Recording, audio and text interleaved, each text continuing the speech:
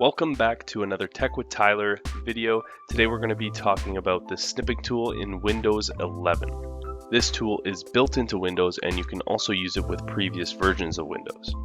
To get to the snipping tool, you can search in the search bar on Windows for snipping and then click on snipping tool and this will open the application. Once it opens, you'll see a new button which you can click to start snipping, or you can use the drop down beside that to pick what type of snip you want to take. By default, rectangle mode is selected, and this is the most convenient as it allows you to draw a rectangular area on your screen and screenshot what's inside it.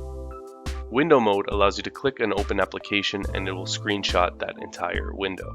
Full screen mode takes a screenshot of your entire screen, and if you have multiple screens, it'll combine those together. Lastly, Freeform mode allows you to draw any sort of shape and take a screenshot of what's within it. Once you select your mode, you can click New and it'll darken the screen, allowing you to draw whatever shape you want. Once you're done snipping, it will open up the snipping tool editor where you can edit the image, and we'll show more of this later. You can quickly open the snipping tool using Shift, Windows key, and S as a shortcut. This will bring up the menu at the top for snipping tool where you can choose your mode and then take your screenshot. Let's take a screenshot of the recycling bin. This method is not going to automatically open up the editor, but it does copy your screenshot to your clipboard. If I open up another application, I can then use Ctrl V to paste in the image.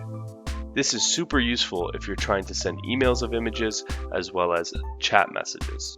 Now let's move on to editing the image that we take with the snipping tool. I'm going to open up the browser and go to Twitter since it's the first thing that came to mind after Elon just bought it.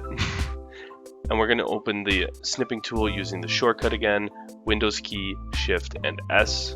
And then we're going to click the full screen snip. Once you click that, you'll see the snipping tool notification in the bottom right, and if you click on that, you'll open up the snipping editor. In the editor, we're going to use the toolbar at the top to make some changes. Let's click crop and then remove our second display from the image. Once it's cropped, we hit the little check mark at the top to confirm it, and then we'll use the little pen tool to draw some attention to certain things on the screenshot. So in this case, if you are sending an email and you want to draw the reader's attention to something, you can highlight it, you can draw an arrow towards it, or mark it up and write some words. Once you're done, you can use the shortcut Ctrl C to copy it, or click the copy button in the top right, or you can save it or share it right from the app itself. And that is how you use the snipping tool in Windows 11 to take screenshots. This will also work again on Windows 10 as well as Windows 7. I think it came out in 2002, so older versions of Windows should also have this tool. And if you liked this video and it helped you out, please leave a like down below. Also, subscribe to the channel so you don't miss any more of these great tutorials, and I'll catch you in the next one.